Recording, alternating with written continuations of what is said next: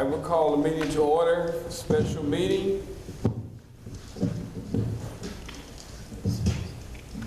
Madam Clerk, please call the roll. Here. Grant. Jones. Here. Case. Todd. Here. Susan. Here.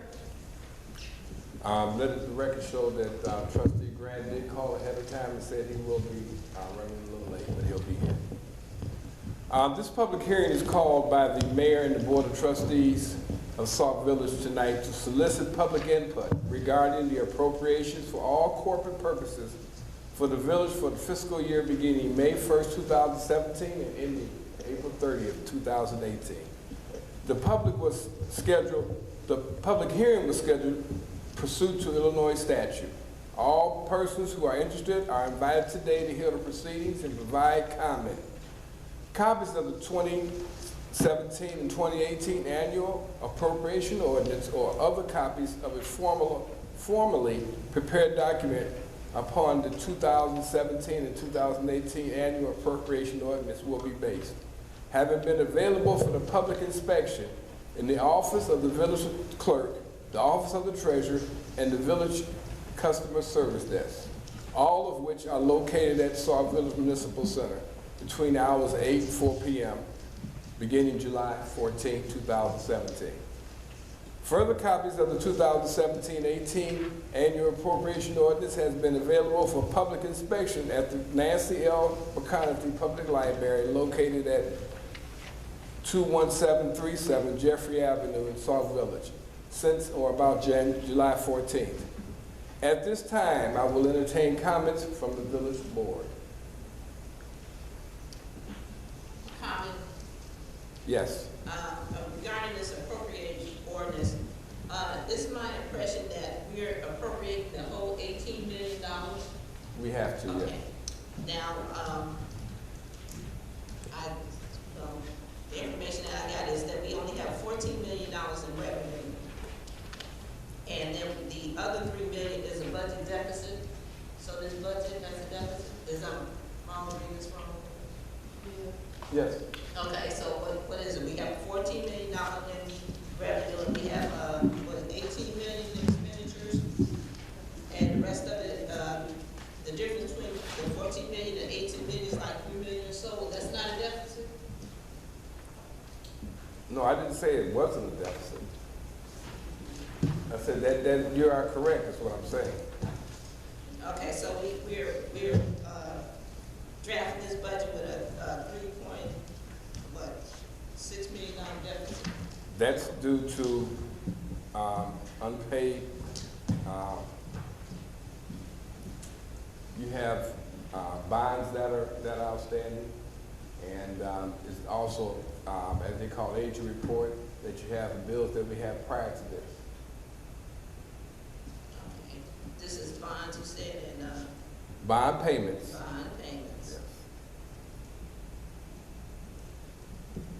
Yes. And agent report. Aging report and bills that are still outstanding from years and years ago, yes. Outstanding bills. Okay. Then my question is being, why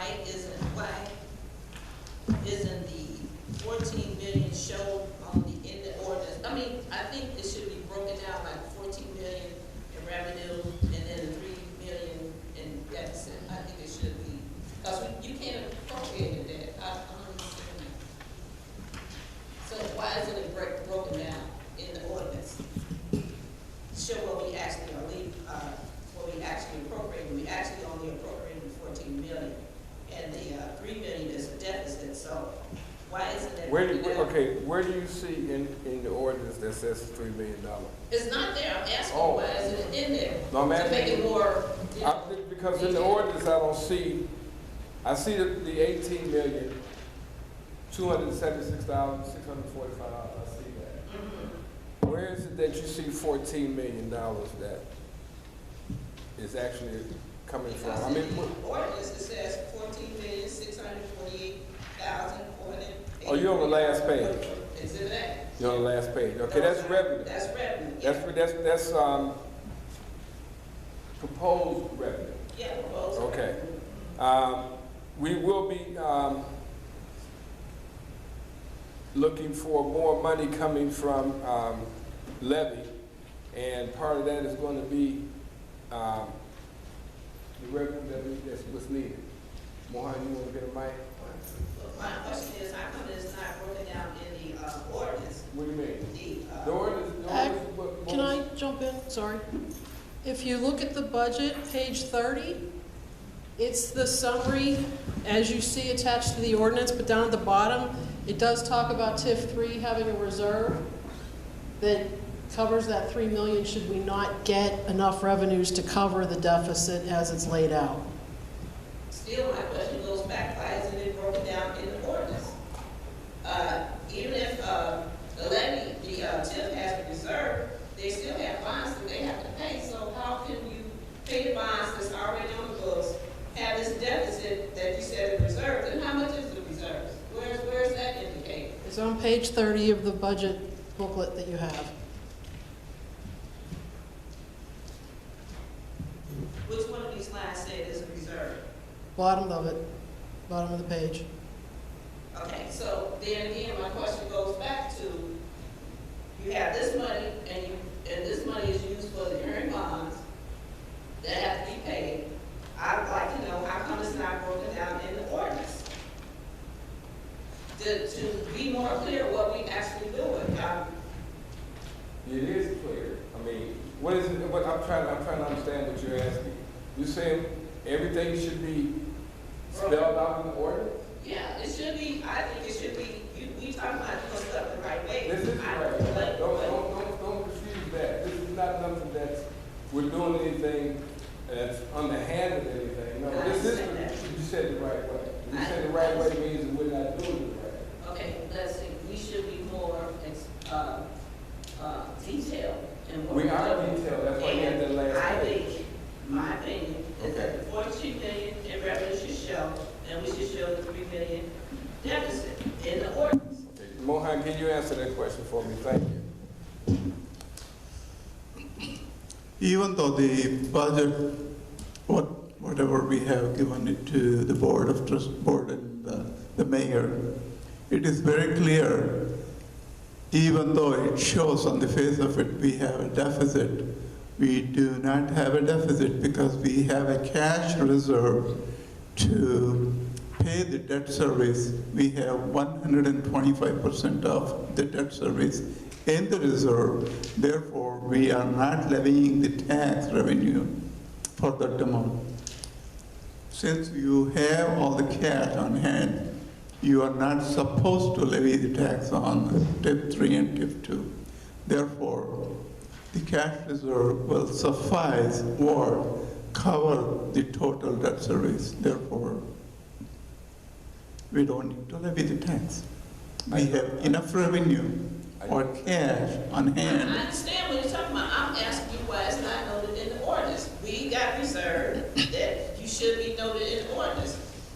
Because if you notice, it says TIF 3 has a reserve redemption fund balance, which is adequate to cover the debt if needed. How come I it's mean, not? because I'm not gonna put that into the budget, and if we don't need it, then it'll be as if, you know, you have that money. It's there in case it's not needed. We don't get the money, we will still have money to adequately do the budget. The budget is $532,000 under budget from last year. Last year, it was that much. It's under budget this year simply because I wanted to make sure that we would have enough money to actually pass this budget. And I wanted to make sure towards the end that we start paying the annual report down. We start paying, we haven't been paying, we've been paying little by little. I want to actually start getting it down. I want to get it down to at least 90 days by the end of 2 years. In 2 years, I don't want to owe more than 90 days worth of bills. So we have to start somewhere. We have to cut someplace, and this is one of the places we're cutting. But to put that in the ordinance, then it'll seem as if we are obligated to take the money from the debt service. And we're not. And we have it in there. It is there in case of emergency. If it doesn't come, this is what we can use it for. And it's not a revenue, but a reserve fund. It's not revenue, but it's a reserve fund. I agree with everything, but I still think, and this is my own opinion, we move on from that, I still think if we're gonna use, and we probably will, at the rate of this budget, that $4 million should be used to pay down this, budget deficit, and it should be noted in ordinance. That's my opinion. Okay. Any other questions from the board? Any other questions from the board? Okay. I'll entertain questions from the audience. Is there a microphone up there?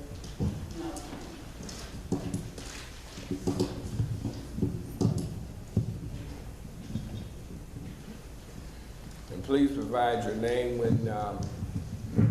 for the record when you come to speak.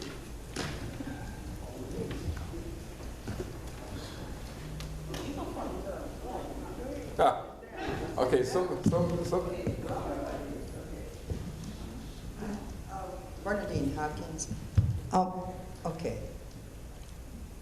I'm not quite clear on what you all were just speaking on, but I do want to ask this. If on the last page, this amount is listed as a deficit, then shouldn't it be listed somewhere in the front, or shouldn't it be listed in some identifying way in the front? Because you said yourself on page 30, was it page 30? I don't have this book, so I don't know. But page 30 is listed as a deficit. I'm confused as to what you were just saying. So Okay. Maybe you can break it down for me. Okay, I don't know what you mean by last page, because this budget. No, page 30. 70-some pages. Page She 3? said something about page 30.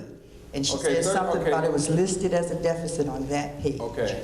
Page 30 doesn't list it. Page 31 lists Okay, all right. listed. Okay. And it is listed in the budget. So what do you? You said as a deficit, am I correct? No. Well, could I ask you how it's listed? It's on the ordinance. Do you have a copy of the ordinance? Okay. No. So the ordinance itself just lists the expenditures in total. So the 18,276,645.77 is what's spelled out in the ordinance itself. Then as an appendix to the ordinance is the breakdown of all of the revenues that we anticipate receiving during the fiscal year, along with the expected expenditures. That's where, if you look at the totals, we expect a little over 14.5 million income, but we also expect over 18 million to be going out, and that's where there's an implied deficit of over $3 million. It doesn't come out and say there's a deficit, but that's, when you look at the numbers, that's what it is. And you don't want to the mayor's point from earlier, you don't want to call out in the ordinance that you will use this cash on hand if we need to, because it is a reserve, so you can't put it in here because you don't plan to use it. It's a safety net in case we need it. So you only actually appropriate what you know you're planning to spend.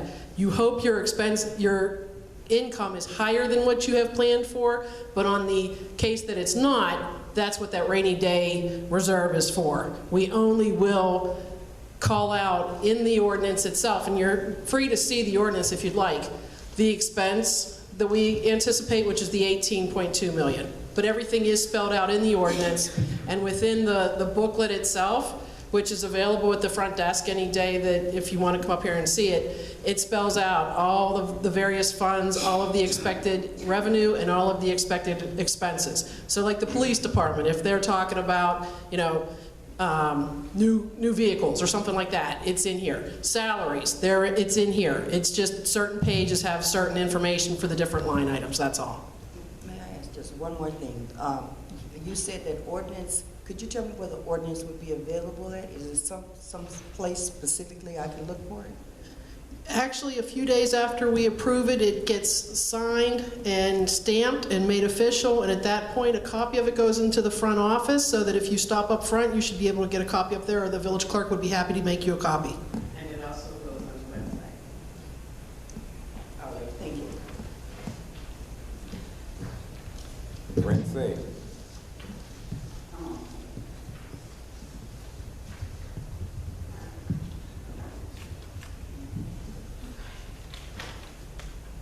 Let me reorganize my document, Mr. Mayor.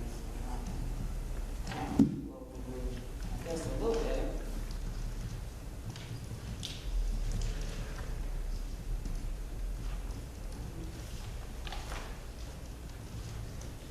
I am Francine Anderson, and I'm at 1606 216th Street, Sauk. And I do have some questions for you today. Two comments, and I'll make those here in the beginning. 94 pages? Y'all got to be a lost your man. I made it through. But the one thing I would say about your 94 pages, it was a lot of explanation, and I guess that had been only done maybe in 2 or 3 pages previously that I've seen. Now it's about 20 pages of narrative. So I have some questions on those. Sure. Okay? Yes. So that we can kind of flow through together. Mr. Mayor, I am going to skip through. And I'll tell you what page I'm on.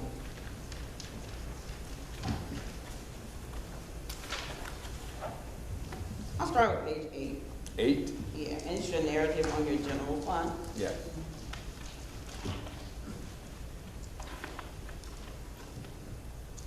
I guess my question would be, we have a phrase that says, due to confusion and lack of fiscal planning, the village renegotiated for less favorable terms with the vendor, and it's talking about the refuse or the garbage service in 2016.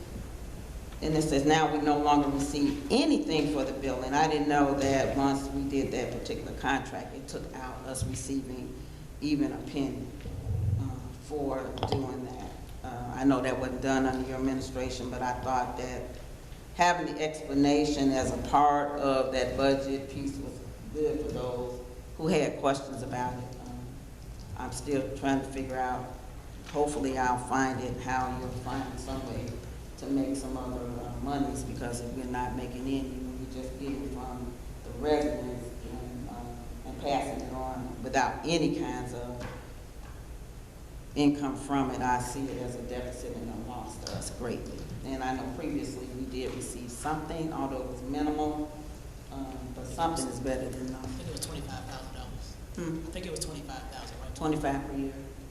Yeah, that's better than nothing for us as a small town. So I just wanted to on these 94 pages that drove me crazy. Then I go to page 10, still in your narrative. It said the residential development, I'm down to the fourth paragraph. The residential development has been non-existent since the economic downturn, with over 400 vacant homes, which have been problematic for the village, understaffed, code enforcement, and public works. Then move on down. It says we're going to promote the HUD's 2003K rehab loaning. Can you kind of explain how citizens would be able to be impacted by 203? Okay, it says Department of Housing and Urban Development to explore ways to promote HUD's rehab loan and other banks to meet their Community Reinvestment Act requirements.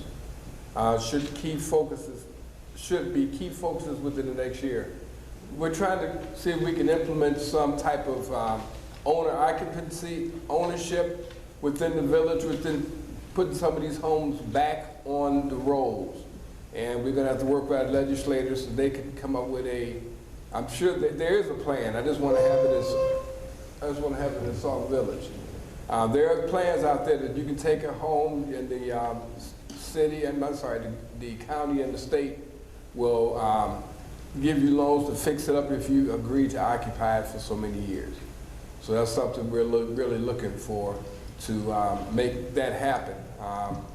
We're out there, right now actively trying to get that done with our legislators that we have that are in our district, so they can take it back, so we can, because there's other communities that do that we never knew about, or we did know about it, we didn't do anything about it. But what I want to do is, there's so many homes that are still eligible to be on the rolls, there's so many homes that are decent and that can be fixed up. All it takes is a few dollars, and a lot of them don't have the money, but if I'm looking at them to give us at least give the tenant 80%, and that person pays 20% to get it rehabbed. And quite naturally, they would have to fill out forms and agree to a lot of different things. But one of the things that I know they're talking about agreeing on is they have to live there for a certain amount of time.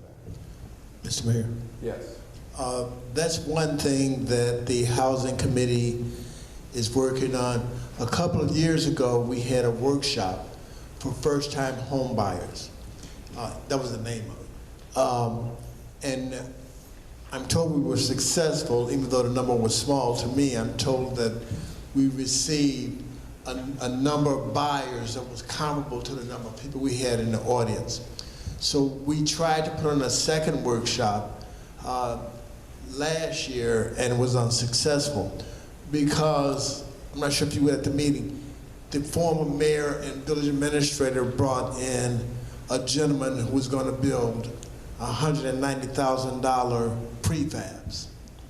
Well, if you build $190,000 prefab next door to, would you build next door to a $25,000 or $30,000 house?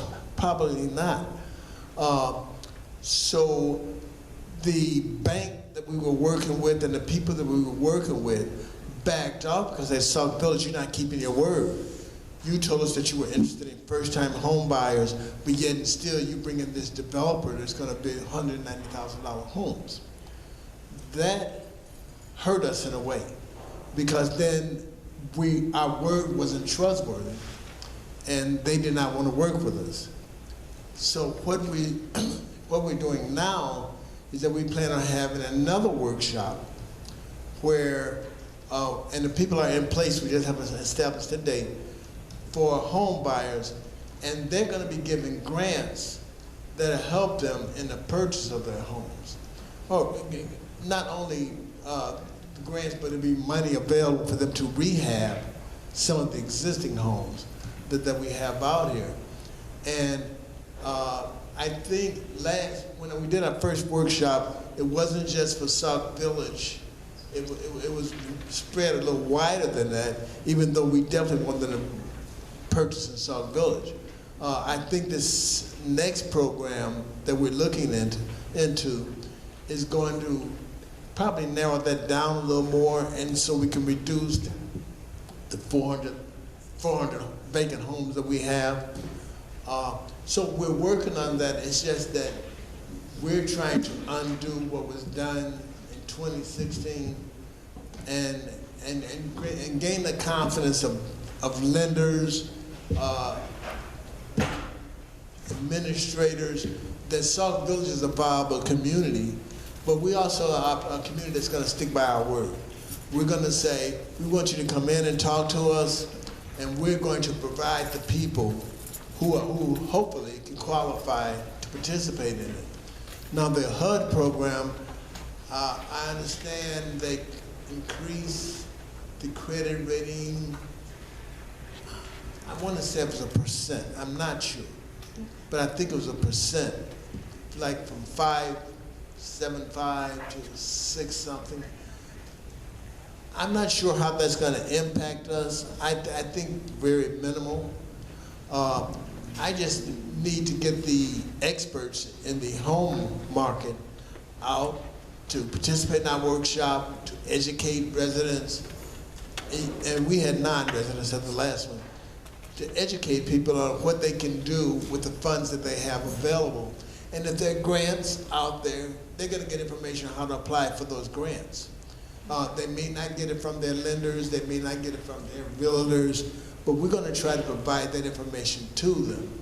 And Mr. Mayor, I'm hoping in the next couple of months, I want to say, we want to have that workshop.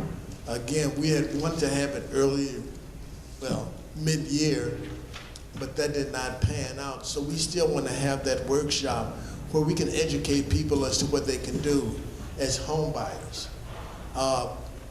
As I said, if we didn't have a great number of people that applied last time, but we had enough people that our experts told us that we were in the ballpark. I think we may have had 8 people, and we had like 50 participants, and they said that was not a bad percentage. And we're depending on them for their advice and their direction, and what it is that Sauk Village can do to enhance our appeal to home buyers. Not only the home buyers that live in Sauk Village, but the home buyers that live outside of Sauk Village. And just to make a U-turn a little bit, I met with an investor who lives in Riverdale, and he stated he owns 12 homes in Sauk Village. I don't know if that's true or not, but he said he owns 12 homes. Well, we may be forced in a position to depend more on investors than we want to, even though we prefer that they're going to be owner-occupied facilities. But we just have to dot the I's and cross the T's before we have our next workshop. Thank you. Thank you. Thank you. Okay. Mr. Mayor, then I would like to move to page 11 and 12, where we talk about the cash flow and cash management. And I would like to have you talk a little bit more about the quote that is here about the past practices. In regards to, It's on the top of page 12. oh,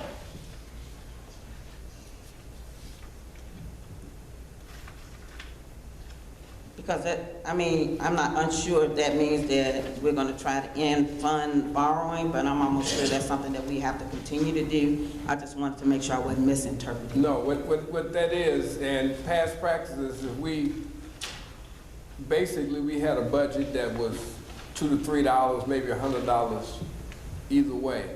That's why this budget is, I've asked the department heads to really cut, and that's what I wanted, $500,000 cushion, as you want to call it. If everything happens, if we get the money in that we're looking for, they're not able to spend but so much in their budget. They'll have a line item. Each and every department head will have so much that they can spend.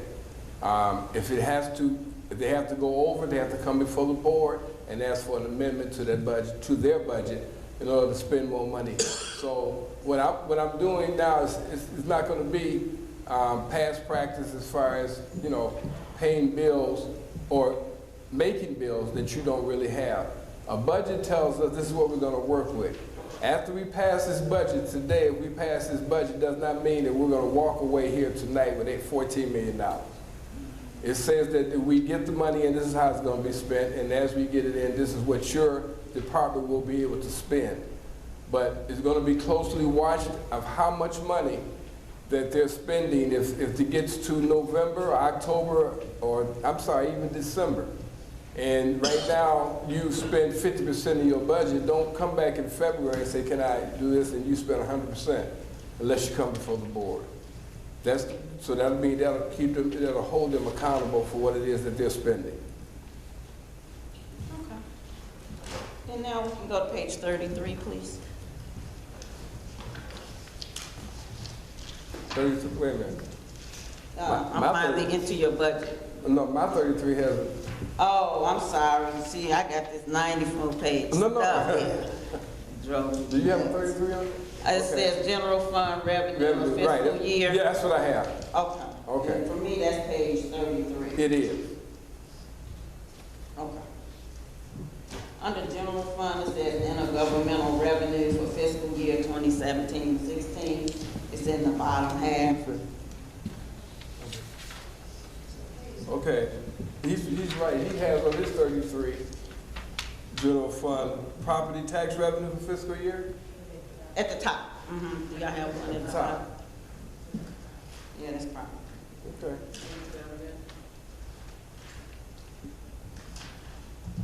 That's about, okay. Excuse me, that's on page 34 of my book, but that's okay, we Okay. right there. And then we'll just keep Sure. going that direction.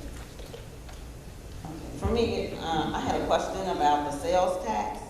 Okay, And I know you said it's unaudited actuals, but for the actuals, they had 500,000, almost $486,000, and we are only projecting 207. And I just kind of wanted to understand why is that such a big difference?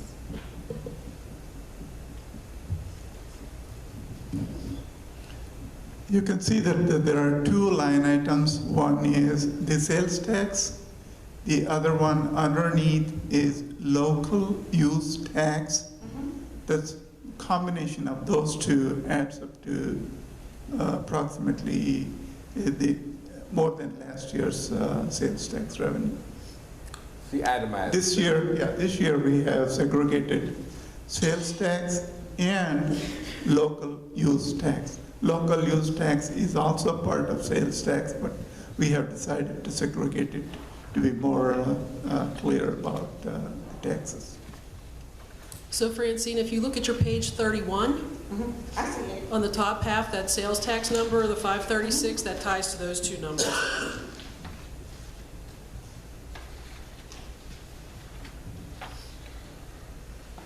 So why did you split it this time? Because it should be more clear than last year's, because last year it was consolidated. The residents may not be able to segregate what exactly was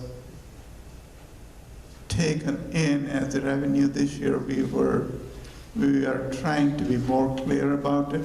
So that's the reason we have segregated the tax. I see the difference between, and now you're showing that it would be 535 compared to 486, which is more money than instead of less money. Yes. And all that explanation y'all didn't tell me. That's a question I wouldn't have had to have. Okay, building permits is the same for me. If we showing the actualized 136, then I want to understand why did you lower it to 75? Building permit. Oh, okay. Right under Lower general than fund 75? licensing. Being actual, as you noticed, that 136, don't forget now, we have WinPAC came in and they had a lot to do with it being 136. Before it was 10,000.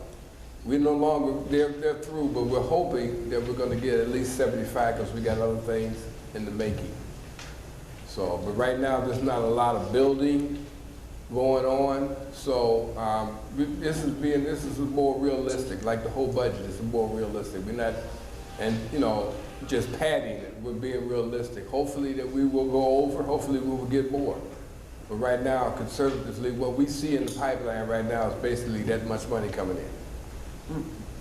Wow, that's a big decrease. Oh yeah, well, WinPAC had a lot. They put that $385,000 square foot on there, and that was a lot of money coming in from the building permits. So they're done with their, They're done getting permits for that, but there's still buildings that are over there. They're going to be, I guess they're going to be splitting them up, and that's part of that's something that they may have to do. And then hopefully what we got coming down the pipeline, we can get to that point or probably more. And I'm looking at more than 75,000 this year. okay. Under general fund fees, right, the next section. I noted the increase in police fines and police towing.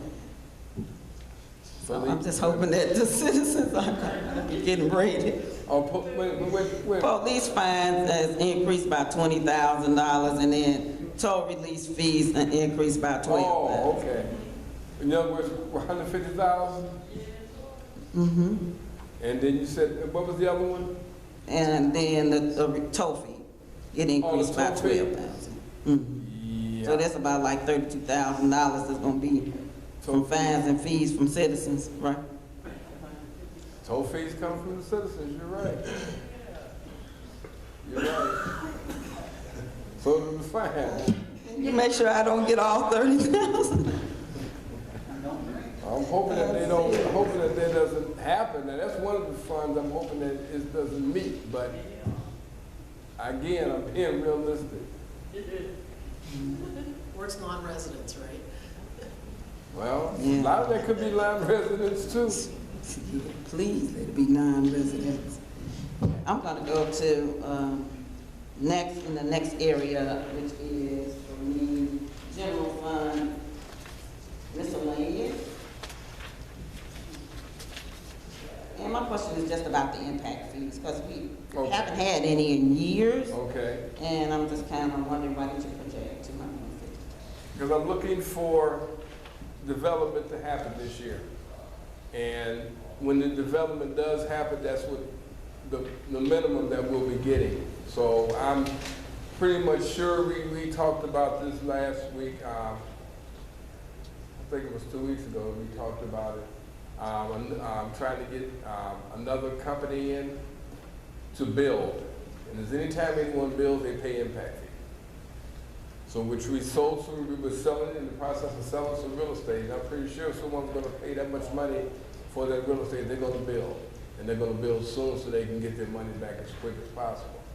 But if they're building, they're gonna pay impact fee. And what the acreage that they're talking about, almost 33 acres, I'm projecting at least 250,000, maybe more in impact fees alone for just that one.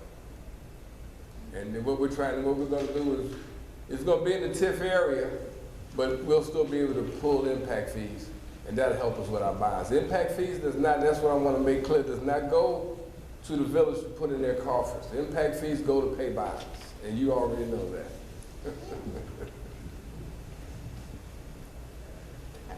Then we'll go to general fund elected officials.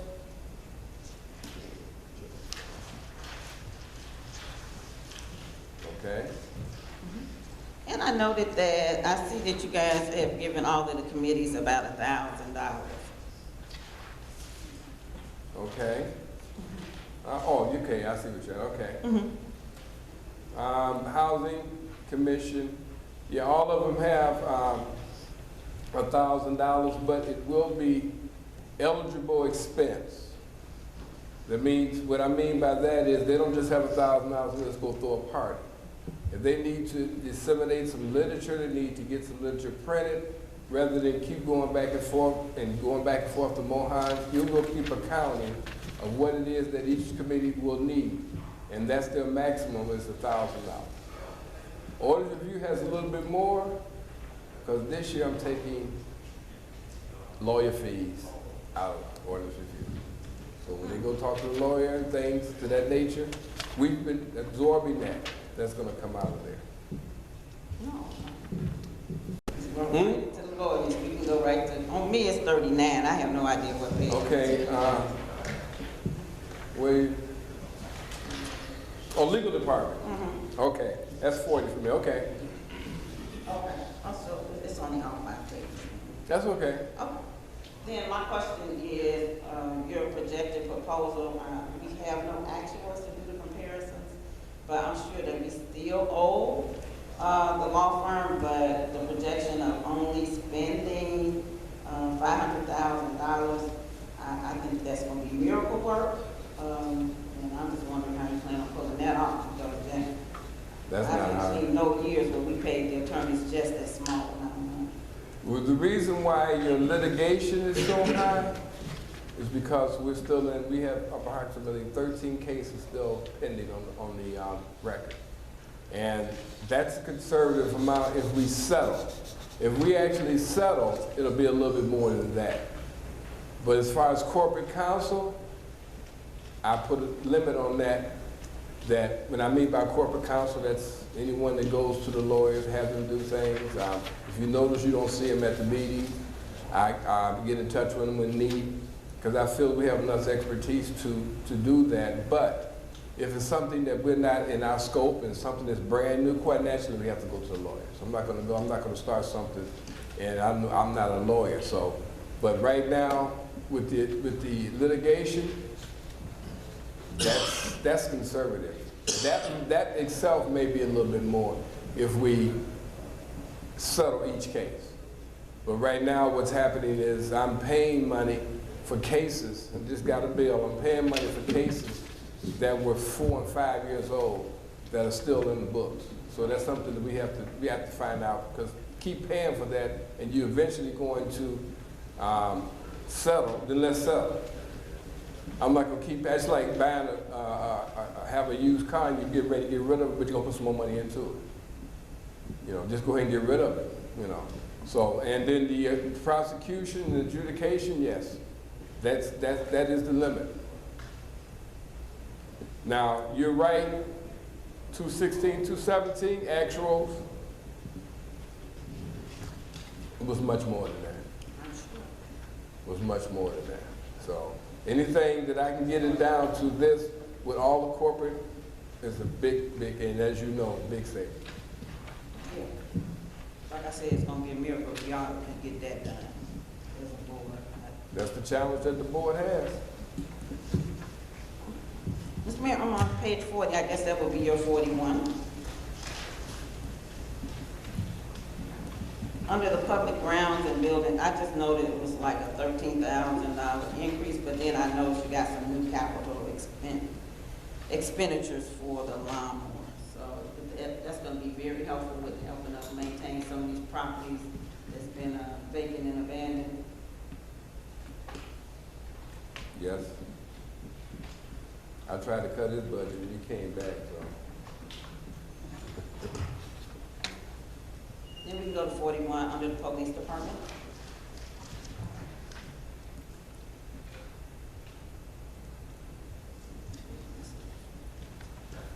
The overtime, I see that you decreased it approximately about $40,000. Yes, I mean, as you know, last year it was budgeted at 106, which at that time I knew was one of those miracle things. We actually paid out 337. So now I'm looking at that number, trying to be realistic, and as I said before, I went to all the department heads and asked them to give me a bare bones and told them this is what I have. So this is what we're working at right now, 290. Anything over that, it won't be something that you or the board will automatically see that, oh, we went over overtime. No, when it gets up to that point, the board will get involved and we'll have to make an amendment to the budget in order to continue that. It's not that we're going to say no more overtime and they're off the streets or whatever, but they have to give me at least a few days notice and they get close that this board has to come in and vote on it to extend that.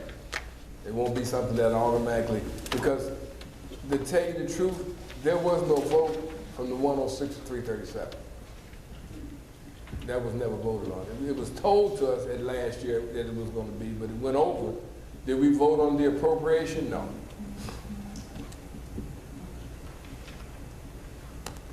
Again, I'm gonna watch y'all to see if y'all do some of all this miracle work, because all these numbers are really hard to keep.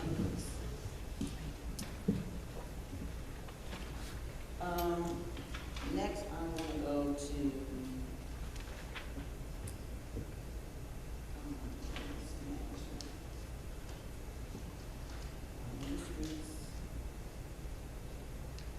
parks and recreation.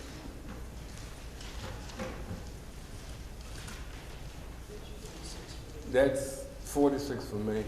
That's what, 45 for you? 45. Okay.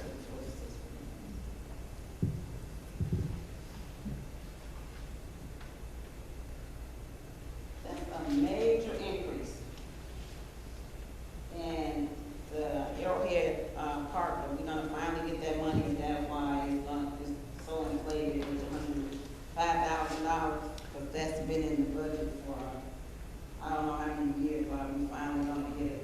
Well, I'll tell you, it's been eaten down because we've had so many things that we did with our engineers. So a lot of that money was eaten down. However, I'm looking to get more money from what's left over of the CN grant, the Canadian National Noise Mitigation. So that number itself may double. And then that's going to, we have until August of 2018 to actually have that park up and running. And if not, the funding would not be there. So we got to get that started as soon as possible. I'm just trying to get the last numbers from the mitigation we have. I've already called them and asked them. They assured me as soon as we submit all the bills, then whatever's left over for that, we could transfer it over to the Osmond grant. So that's what's left over right now. But and to give you a heads up, it's it was projected to be almost $260,000, which is, I don't know who did that, but right now, if they do everything that was on that, it would be close to 600,000. So we're going to be abbreviated, but we have to look and make sure that if it does get abbreviated, it's still useful and it can still be something. We may not be able to get everything, but we will be able to do something with that. It has to go for just that amount. It can't go for anything else. It has to go for Arrowhead Park. We'll go to the water fund. Page 60. You said 60? For me. I give you the neighborhood. Oh, that's actually 61, okay.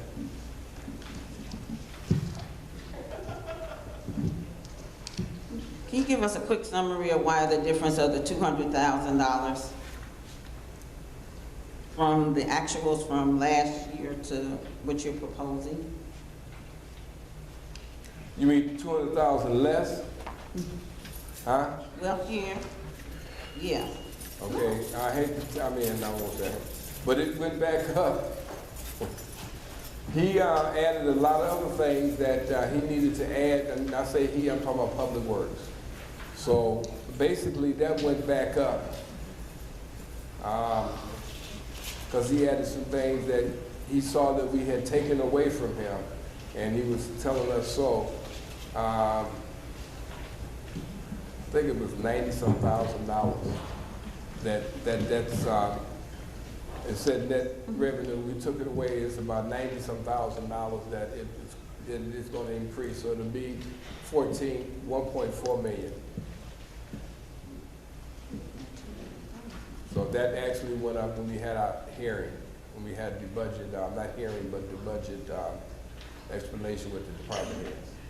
I got a lot of things in here written down where he added 2,000 here, 4,000 there, 4,000 here, 25,000 instead of 20,000, 40,000. I'm sorry, 50,000 instead of 40,000. All this that he added in there added everything up, and Well, like the difference in professional fees.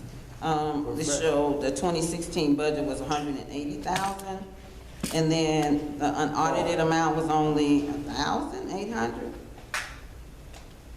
That was taken out. That was added to professional fees. That they took it out. But they took it out and put it on professional services. So it came away from his budget.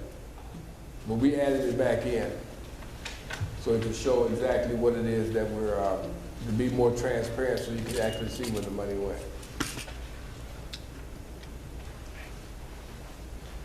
So you're saying that you really think that somehow or another we're going to use $75,000 instead of $2,000? More, could you explain to her it being 60, I think it's 60 or 61, page 60 or 61? The expenses for The water funds? expenses for professional services. It shows here from the year 2016 through 17, that's this current year, that it was only $1,800. But it was budgeted back in the beginning of the fiscal year as $180,000, but now we're bringing it back to $150,000. Last fiscal year, we had budgeted for MWRD professional fees that is mandated by MWRD in the amount of $180,000. Since we have paid a portion of the dollar in fiscal year 2016-17. And later on, we realized that we do not need the $180,000. Therefore, we have reduced it to $75,100 for the professional.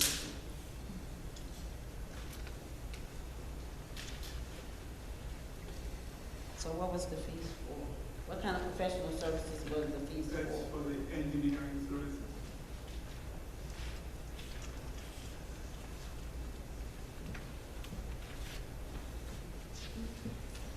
I think I'm almost about done, Mr. Mayor.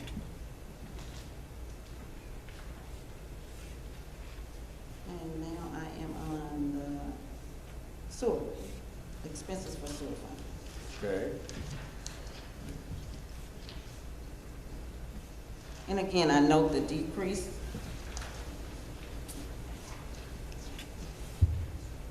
Water fund kind of went up and then the sewer fund went down.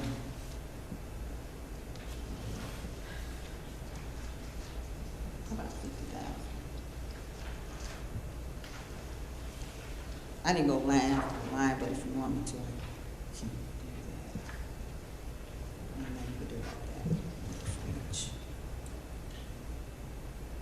Are most of our employees still under the water fund, water sewer fund? The police is not under the water sewer. But you have some of the people, they have a certain amount of their money comes from the front office, a certain amount comes from, because they do work on the water and sewer fund at some time. Anyone that works on the water sewer fund, Code has money that they also, because they write tickets, and they also, a proportion of their money comes from it. 100% of the money for water sewer actually goes to public works and anyone that has to do, because you don't forget we have two funds. So they get paid out of both. Certain proportion comes from water, certain comes from sewer. And, but the front office and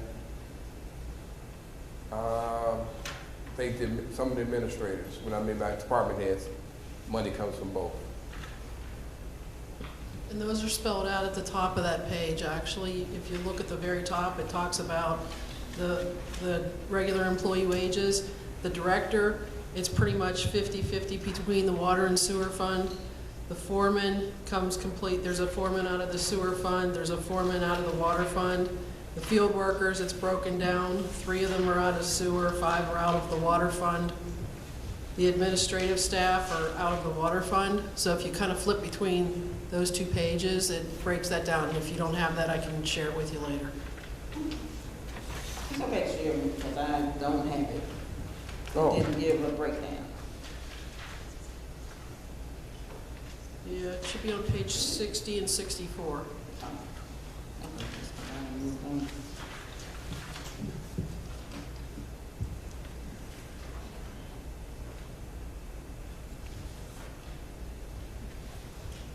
Oh, it's here.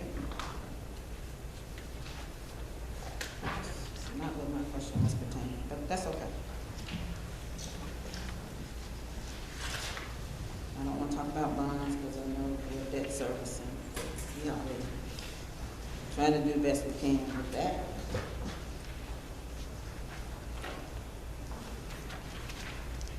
Then, Mr. Mayor, I think I'm done, and I thank you for the opportunity to ask the questions and get an answer.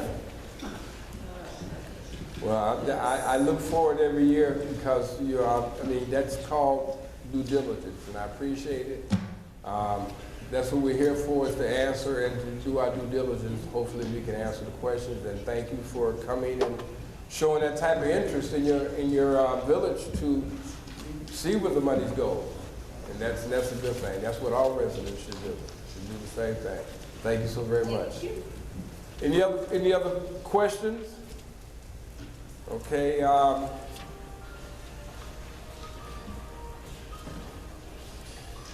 At this time, we did go over the appropriations. Are there any other questions? Because that's on the second part of the agenda. Does anyone have any questions? About the appropriation. Other than, yeah, you had one, I'm just saying, is there anybody else have any other questions about it? Because we went out of order, but that's okay. Sure.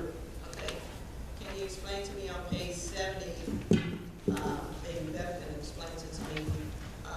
It says you refer to, we have a $4 million reserve in TIF 3.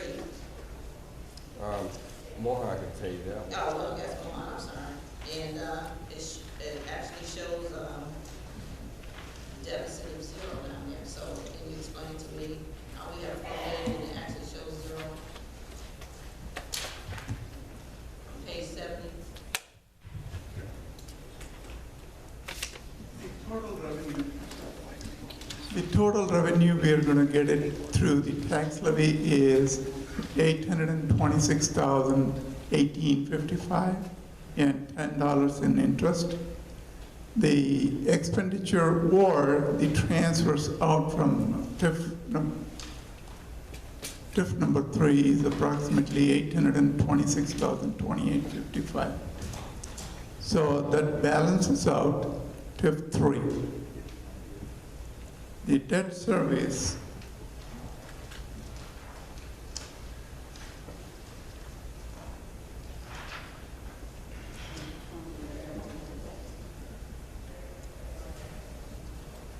so the debt service there is a certain deficit of approximately about $3.7 million that is coming out from the cash reserves that will be paid out from the cash reserves.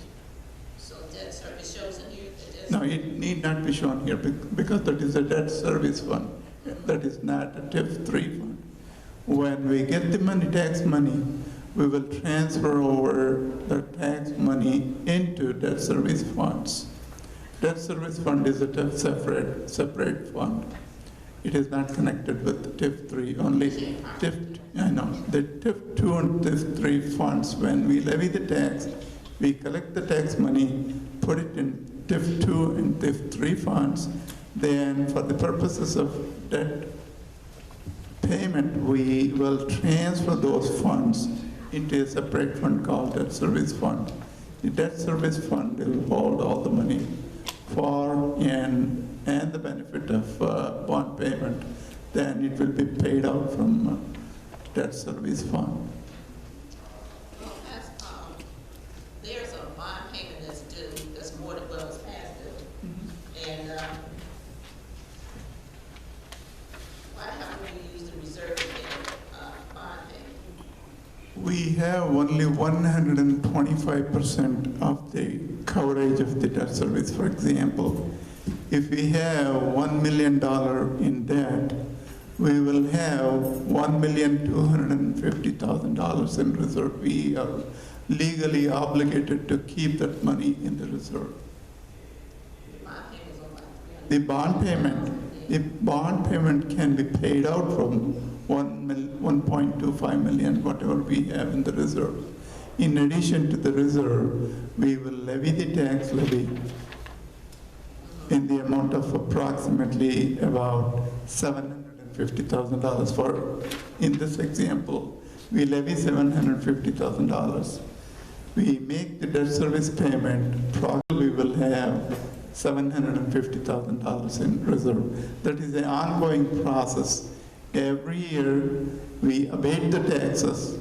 For example, we may abate the 40% of the taxes, and we will levy only 60% of the taxes. It is ongoing. We are not supposed to levy 100% of the taxes because we have the cash reserve. If we do levy 100% of the taxes, we are in violation of the TIF Increment Act. So we don't want to levy 100%, therefore we levy only 60% and we abate 40% on a regular basis every year. When the debt is completely eliminated, then we will not be levying any more taxes because the main premises is we borrow money to develop TIF districts, and once the debt is completely eliminated, we cannot levy any taxes. Okay, questions and comments from the board. Trustee Todd? I have nothing at this time. No comment. Trustee Brewer? No comment. Trustee Tate? Trustee Jones? Trustee Zupan? Nothing, thank you. Trustee Grant? No comment. I'll entertain a motion to adjourn. So moved. Second. It was moved by Trustee Zupan, second by Trustee Jones. Madam, all in favor? Aye. Motion carried. We'll take a 5-minute recess and we'll be back to start the regular meeting. I know.